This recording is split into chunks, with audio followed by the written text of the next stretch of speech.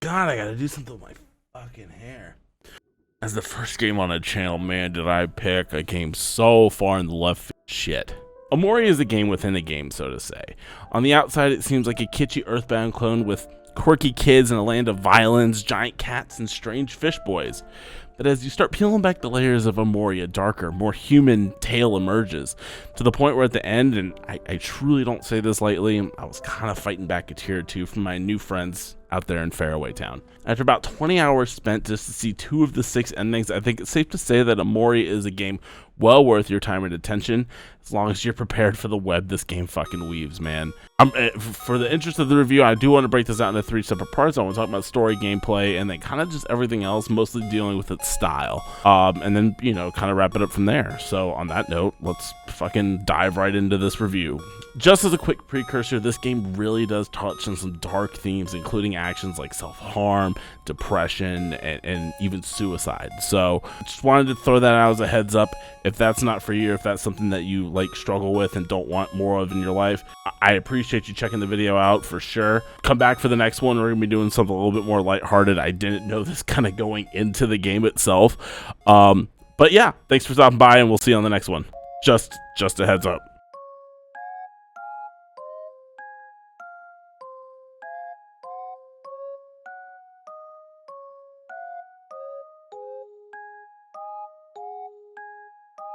So this part's going to be kind of hard to do without spoiling anything, but let's go ahead and give it a shot. You start off as Omori, waking up in a bright white room with 4 walls, a book, laptop, box of tissues to wipe away your sorrows, and a cat that says meow waiting for something. Your book is filled with some fucked up shit, to say the least, setting you on the path to realize that something's really not going to be quite right with this game. As the door opens up in front of you, you meet your friends in this weird, strange toy room with the dopest fucking cat I've ever seen, as well as some other random shit sitting on the shelf. Your friends here are Hiro, Kel, and Aubrey, all kids just like you. You're gonna go have a picnic and meet up with your friends, Mary and Basil. What a great time. But let's stop here for a second. Let's pause the video here for a second. Well, what stands out in this scene so far? If you guessed Omori, you would be right. Anyway, let's continue. Anyway, you head off with your friends, do some kid shit, go to your friend Basil's house, where upon looking at a photo album of all your past memories of making stuff in the park, he gets really disturbed by a picture he sees, and bam, weird shit starts, and you're right back into the blank space. No door, no way out. The only way to escape is, you guessed it, stab yourself.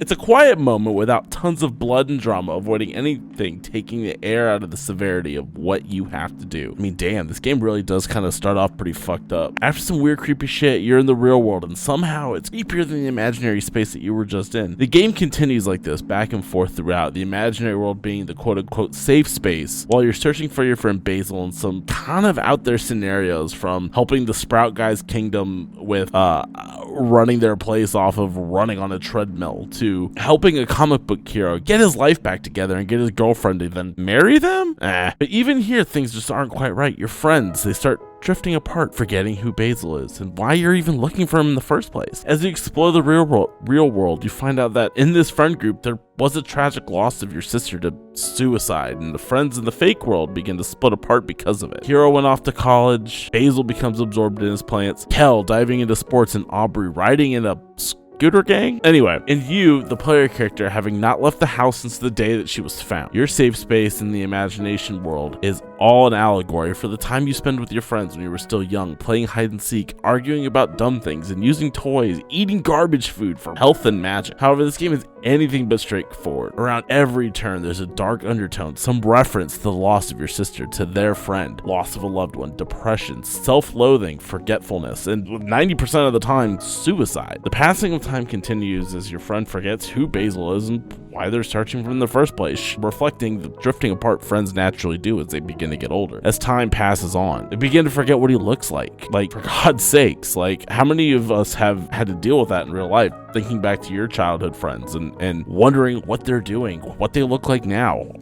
how have they been surviving, essentially. In the real world, seeing how every one of your friends is coping with the grief of your sister Mari's passing, how they grew apart as they got older, and only when faced with your player character leaving town do they even begin to try to make amends, try to rekindle lost friendships and come back together. In that, it's not all fun, right? They lash at each other, and as they try to begin to piece together what happened, why everybody fell apart. While some parts of the imaginary world tend to get a little longer, such as the Space Boyfriend saga, or the sea witches being swallowed in a whale gut, to the sweetheart thing who's really kind of annoying, and it reminds me a lot of Kefka from Final Fantasy VI. The bulk of Omori truly weaves a touching tale of broken friendships drifting apart, coming back together through the loss of their friend, as well as just time. The story unfolds with tons of imagery and narrative not expressly told, keeping the player guessing throughout every single turn. I alone took notes while playing this, and I have like 14 pages of notes, and half of these are just breadcrumbs of narrative and some sort of allegory to something else that's happening in the real world and the fake world and vice versa. The piecing of these trail together is truly weaving a brilliant tale in this game. Needless to say, as you explore and continue the path the game wants you to go down, it gets darker and darker, exploring feelings of guilt, depression, bullying, self-loathing, and in most cases suicide of yourself, the player character, or others in your party group. There are 6 different endings in Omori, and 4 of them actually end in suicide. It's some dark shit, to be sure, but rather than be explicit and over the top with it, it's treated with the importance this type of story requires, with care, and there's no over the top scene depicting said suicide, darkly implied, which I found to be a good way of handling such a serious topic. A lot of this also comes down to the writing,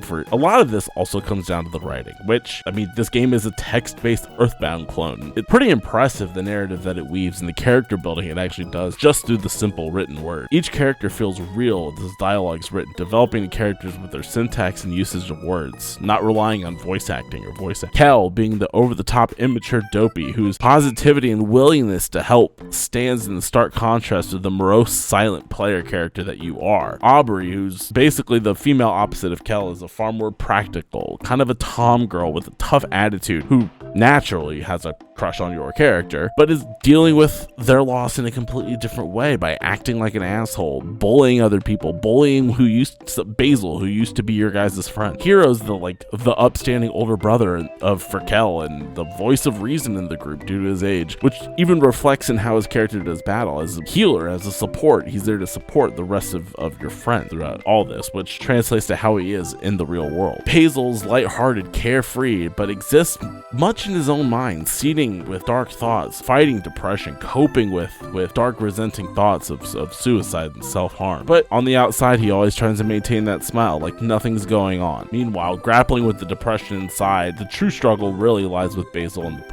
player character. I mean, even the side characters all seep with personality, from the kids on the playground reflecting their counterparts in the real world to the real tale of Space Boyfriend and Sweetheart, which I do think kind of sucks, but it's still pretty well written. Everybody's pretty fleshed out in their wants, desires, and the way to move the narrative forward. I find them kind of long in the tooth, and it really just feels like the vehicle for your characters to be moving around, but we'll get into that in a little bit. When booting up Omori, I have to say, I really didn't expect it to go as long as it did, and to be honest, some of the parts really did feel like a drag and went on way longer than necessary, especially when it comes to the imaginary world. Every part of the new locations that you go to feel like that they last probably about an hour too long, and a lot of it could have been cut out entirely with no large anything taken upon the story itself. Nothing is more true than, as I was saying before, the Space Boyfriend and Sweetheart story. 2 characters that exist in the imaginary world where they find Space Boyfriend broken-hearted from the breakup of Sweetheart. As you continue through the game, you begin to see your own player character kind of grow and transform, realizing what happened, diving into the deep recesses of his own mind, realizing, what actually happened with his sister and how he's actually coping with it, having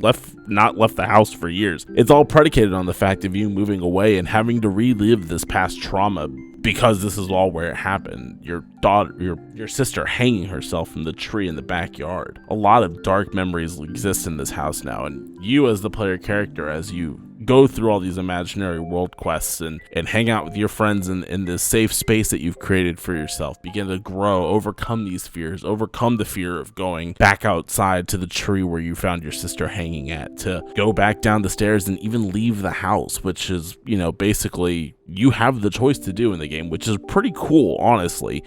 When Kel's knocking at the door and asks you to come hang out for the last time because he saw the for sale sign hanging outside your house, you can choose to go outside and hang out with him and do all that quest stuff out there, or you could choose to not and just walk away and never leave the house again. I chose to go out with Kel because I wanted to basically kind of see what was going on out there, to see the dichotomy of what was occurring between the imaginary and the real world. But there's many players, and I kind of want to go back and do another playthrough to see what it was like if you don't leave. It's amazing to watch how the player character also evolves along with everybody else, coping with the trauma of what's happened. And while you have a silent protagonist, it really is impactful, especially towards the end of the game when everything's coming to a culmination, when he actually speaks and says what he's thinking and says what his inner thoughts are to his friends and explain what happened. It's truly a powerful moment. Needless to say, Omori, the story it tells is weaving and intricate, and has many different twists and turns along the way to discover what actually happened.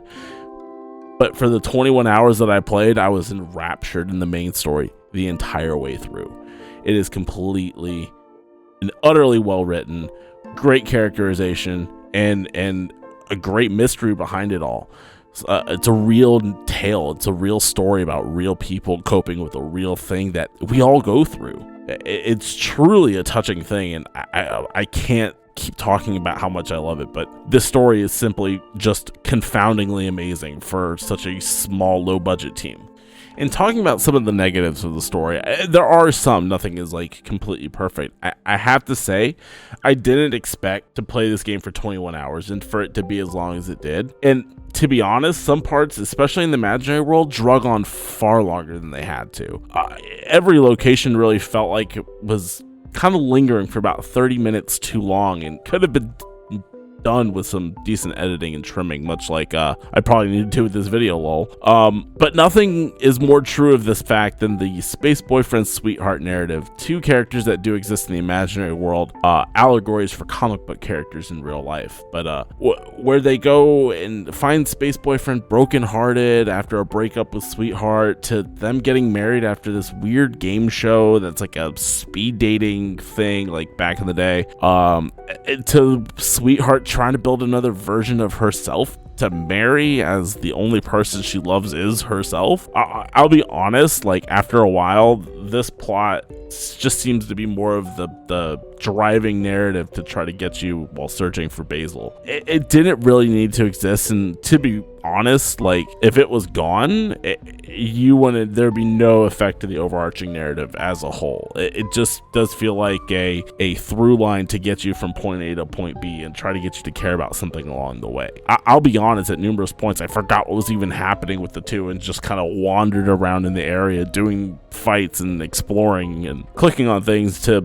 kind of get to the next story beat. Some parts were kind of humorous, I'm not gonna lie, and I kept wondering, but half the time I kept wondering when we were gonna get to the main part with, you know, like the dealing with the loss of your sister, which seems like to be the more important aspect here, showing how they're dealing with their emotions with the loss of your sister Mari, and all the side stories and everything else just kind of feels like a driving through line to get to where you want to be, rather than honing in on that main narrative itself and showing that passage. You could argue that all this shows like the passage of time to forgetting about Basil, like towards the end of the game, but like we all kind of do in real life, but I just feel like it could have been tightened up a lot. To kind of move off of the story and kind of get more into the gameplay, it's safe to say that this game is a kind of carbon copy of like an Earthbound to old 2D JRPGs from like the NES, SNES era. I had no idea coming into this that this was going to be a turn-based thing at all. Feeling a lot like Dragon Quest, if I'm being perfectly honest. Earthbound 2, I keep coming back to that because it does seem like it's the real crux of the inspiration for all this, but you know, I'm not really complaining either. I am a sucker for these types of games. I do appreciate when these kind of games also allow you to not have to do all the mob fights. A lot of the leveling feels just a little bit too accelerated at points when you hit a new zone. The amount of XP that you gain from these fights are exponential, and after even just a few levels and some new equipment, like it's pretty obvious that like you're over leveling a complete zone entirely. I didn't expect this game to actually be extremely hard, but I do enjoy a little bit of challenge when it comes to these games. It just felt like that I was just crushing through the game at one point where nothing could stop me, having only died like twice, and that was only because I ran out of healing items because I used them way earlier than I should have. And a lot of the random mobs in the zone, the art was really cool. There wasn't that much variety in them, a lot of them being variants off of bunnies for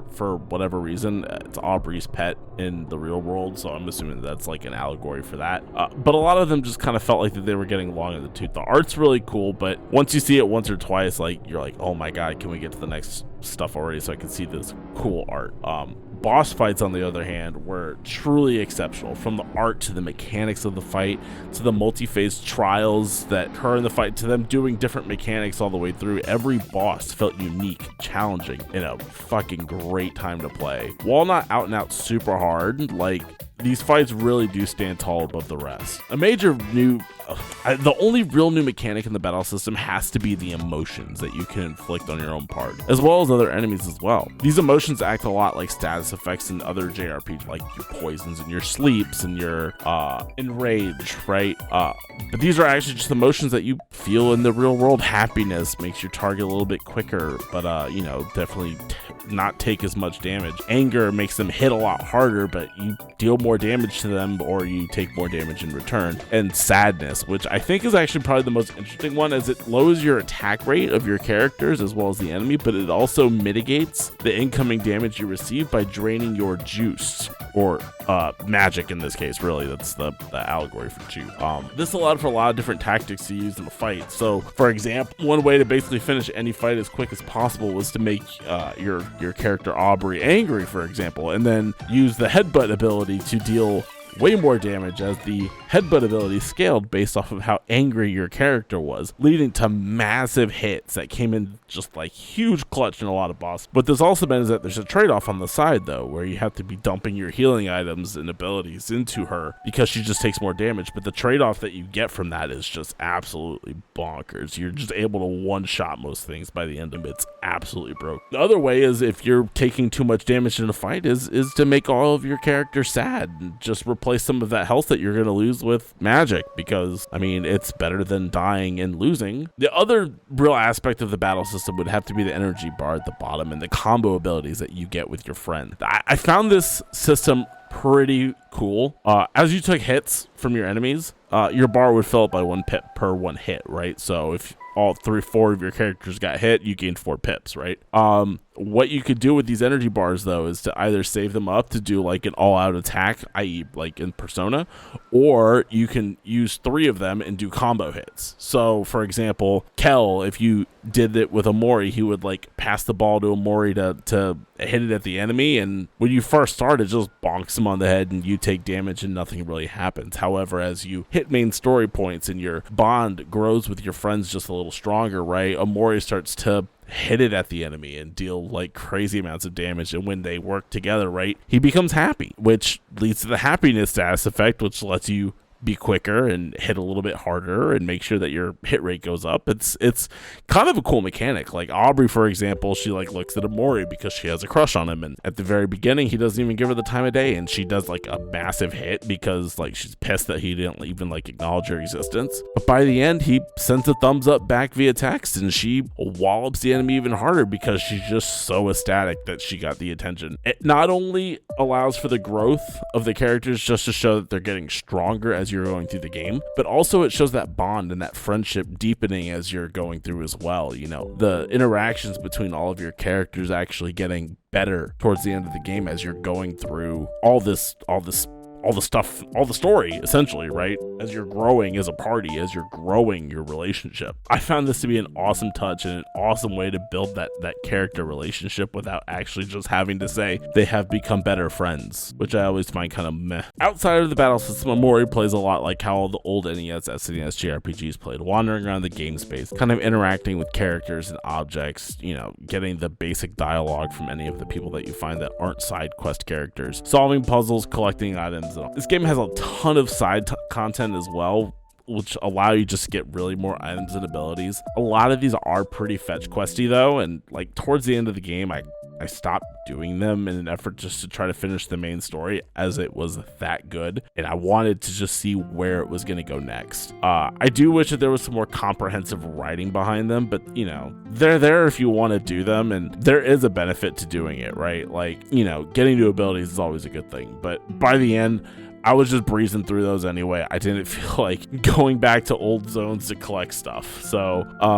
the gameplay of Omori, you know, it's definitely not breaking any new ground, but using some of these old mechanics to tell a story is serviceable and really works well for the game itself. Now let's get into the true part of what really enraptured me with Omori, and that is like the style that comes with Omori, right? From its looks to its music. This game absolutely just oozes with style. Art direction not only invokes that feeling of that childhood whimsy, but also hammers home those depressing points that the game is really trying to like get across to you. From the color palettes in the real world being just vibrant and fully colored and full of life, and this weird sense of normalcy, to the imagery, to the imaginary world where it's a lot more of a muted color palette. It looks a lot more foreign due to like purple grass and kind of just these muted color tones that are far more whimsical, but also really kind of give this seedy look behind it. Something that like it's whimsical and different and childlike, but it's also slightly dark and there's something wrong with it, showing truly the dichotomy of the imaginary safe space, quote unquote, to the real world itself. Omori himself, while standing in the bright room, and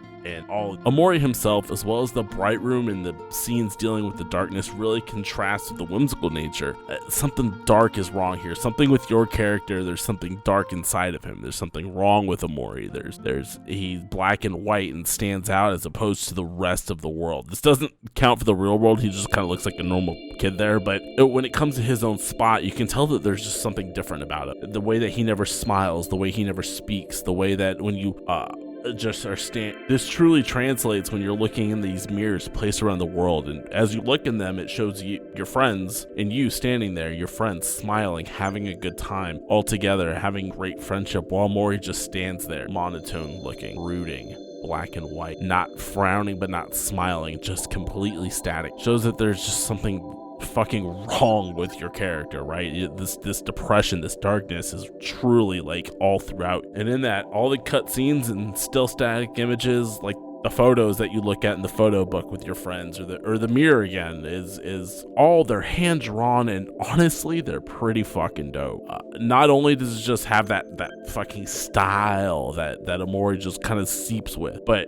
it further cements that childlike imagery that the imaginary world holds to it. You don't see any real world cutscenes. That all takes place in the imaginary world, or as you go down into that world itself. And it's all got this, you know how it looks like when you draw characters in the back of your notebook when you were in school, and like you would color in the hair, but it wouldn't be fully colored. There'd be still like white lines in it. Is exactly how it looks like. And it really invokes that tone far better than anything else. The first cutscene in Omori drew me in like and it just held from there, man. It's something about this art style really grabbed. It's so different, and yet it's so great and truly well done. Like it's a real testament to art that this game even exists on its own. I can't tell you enough how much this look just fucking. This goes for the music as well. The score absolutely slaps, with a wide variety of music to fit the moods, the imagery, and the work that occurs in the game. It's absolutely brilliant. From this white space track at the very beginning, where it's simple,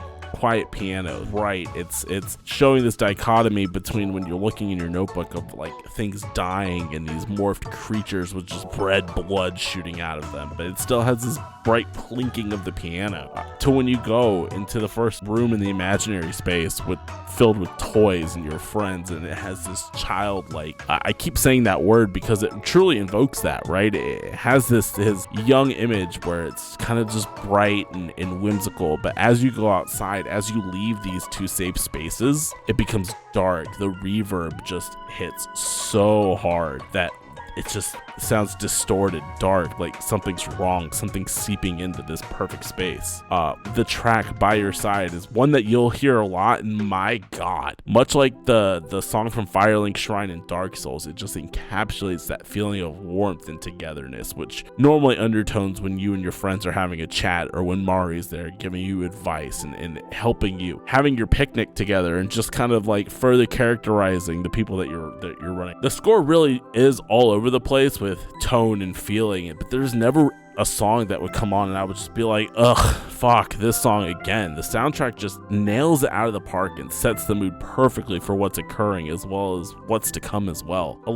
I've had a lot of the soundtrack playing behind the video as well, and all the music is available on all the platforms, so definitely go give it a listen. But it truly works when you're playing the game, hitting those emotional key moments. I have to say, Omori truly caught me by surprise in more ways than one. I didn't realize how long this game was. 21 hours for something that I was expecting to come in and beat in about 6 was kind of baffling, and I was just like, holy shit, I really got like $15 worth out of this. I didn't have any idea this was a turn-based RPG, which I'm cool with. I love those fucking, I'll tell you what, and you're gonna see a lot more of them on this channel, but most of all, I didn't realize that I would walk away from this game with the impact it had on me. Omori doesn't pull its punches with the story it's telling and the emotions and thoughts that it's conveying, and it just works on every level. In playing this, I was truly moved by the characters and the writing. This is a game about loss, grief, the passage of time, and the drifting apart of childhood friends. I'm 31 years old at the time of this recording, and I've lived and grown up overseas.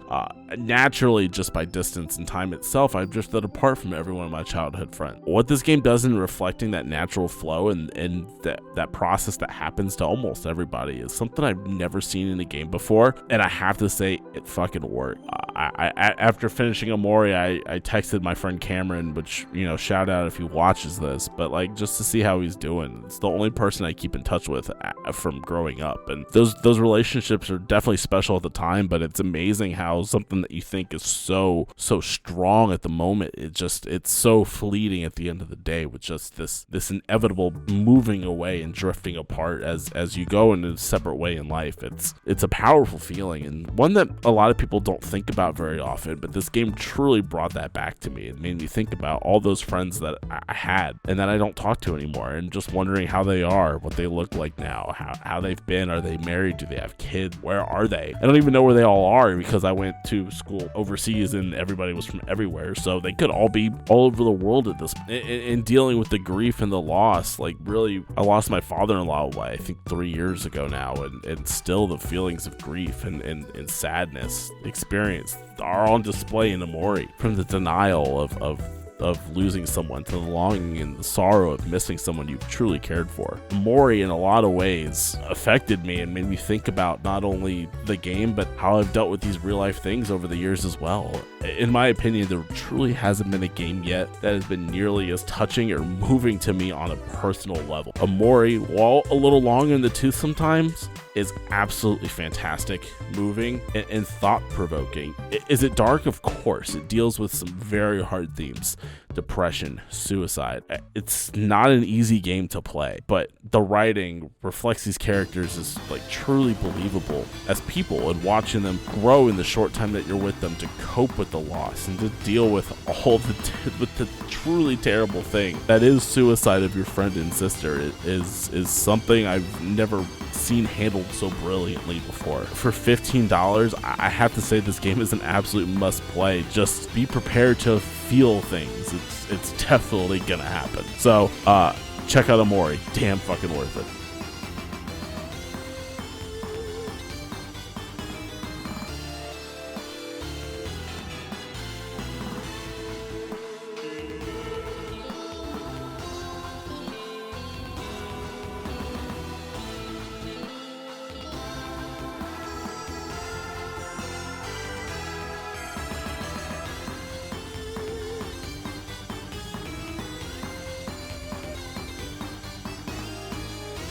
And that's going to kind of wrap it up with Omori for this video.